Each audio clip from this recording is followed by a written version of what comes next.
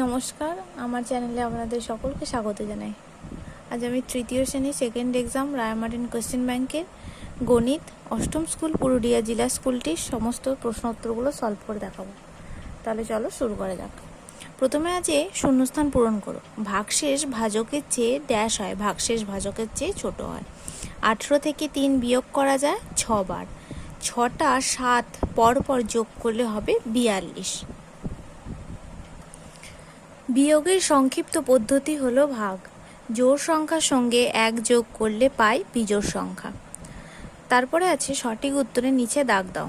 6 টাকা 25 পয়সা সমান 605 পয়সা, 625 পয়সা না 652 পয়সা। 6 টাকা 25 পয়সা সমান 625 পয়সা।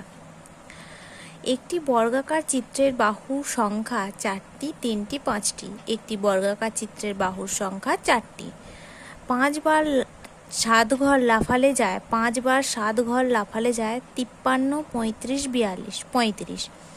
11 থেকে 20 পর্যন্ত জোড় সংখ্যাগুলির যোগফল 80, 60, 78, 80। 20 টাকার নোট ভাঙালে 10 টাকার নোট পাওয়া যায় 10টি, 12টি, 20টি। তারপর আছে নির্দেশ মতো উত্তর দাও। ভাগ করে ভাগফল ও ভাগশেষ লেখো। 805 ভাগ 8। তাহলে আমরা ভাগটা করে দেখি এর ভাগফল আর ভাগশেষ কত বেরোয়। ভাগটা করেছি 8 1 8, 0 নেমেছে, 8 0 0, 5টা নেমেছে, 8 0 0। যেহেতু 5টা 8-এর থেকে ছোট তাহলে যাবে না এটা, তাই জন্য 8 0 0 নেমেছে, 5টা নেমে গেছে। তাহলে ভাগফল হয়েছে 100 আর ভাগশেষ হয়েছে 5। তারপর আছে ভাজক 7 ভাগফল 6, ভাগশেষ 1 হলে ভাজ্য কত? তাহলে ভাজ্যটা বের করতে হবে। আমরা কি জানি ভাজ্য সমান ভাজক গুণিতক ভাগফল যোগ ভাগশেষ। এখানে করেছি ভাজক বলেছিল 7 ভাগফল 6 ভাগশেষ 1। তাহলে ভাজ্য সমান ভাজক গুণিতক ভাগফল যোগ ভাগশেষ। তাহলে ভাজক কত বলেছিল 7 গুণ ভাগফল বলেছিল 6 যোগ ভাগশেষ বলেছিল 1। 6 7 42 যোগ 1 সমান 43। তাহলে ভাজ্য হয়ে যাচ্ছে 43। তারপর বলেছে দিদিমণি 300টি খাতা নিয়ে এলেন, প্রত্যেককে 8টি করে খাতা দিলেন। তিনি কতজনকে খাতা দিতে পারবেন? কতগুলি খাতা তার কাছে পড়ে থাকবে। তাহলে 300টি খাতা নিয়ে এসেছিলেন, 8টি করে খাতা দিলেন, তাহলে কতজনকে দিতে পারবেন আর কতগুলি খাতা পড়ে থাকবে।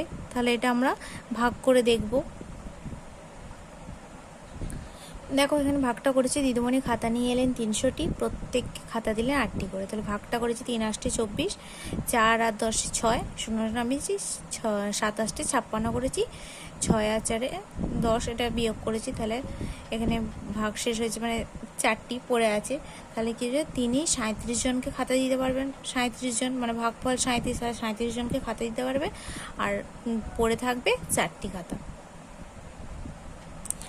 তারপর বলেছে তোমার কাছে 100 টাকা আছে, তুমি 4 টাকা 50 পয়সা দামের একটি পেন্সিল এবং 15 টাকা দামের একটি খাতা কিনলে, তোমার কাছে আর কত টাকা পড়ে রইল?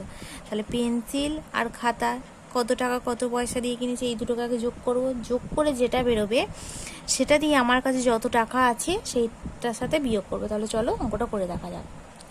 এনে করেছি, তাহলে আমি মোট খরচ করেছি, পেন্সিল কিনেছি 4 টাকা 50 পয়সা, খাতা কিনেছি 15 টাকার।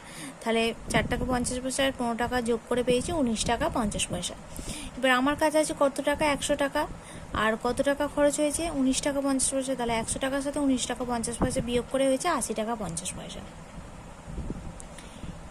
এখানে 100টা যোগ করেছি কারণ 1 টাকা সমান 100 পয়সা। যেহেতু 50 থেকে এটা ছোটো আছে তাই জন্য 100টা যোগ করেছি, আর এখান থেকে 1 টাকা চলে গেছে, কমে গেছে, তাহলে 99 টাকা হয়ে গেল। এটা হয়েছে 80 টাকা 50 পয়সা। যদি তোমাদের ভিডিওটি ভালো লেগে থাকে তাহলে অবশ্যই লাইক, কমেন্ট, সাবস্ক্রাইব এবং শেয়ার করতে ভুলবে না। ধন্যবাদ।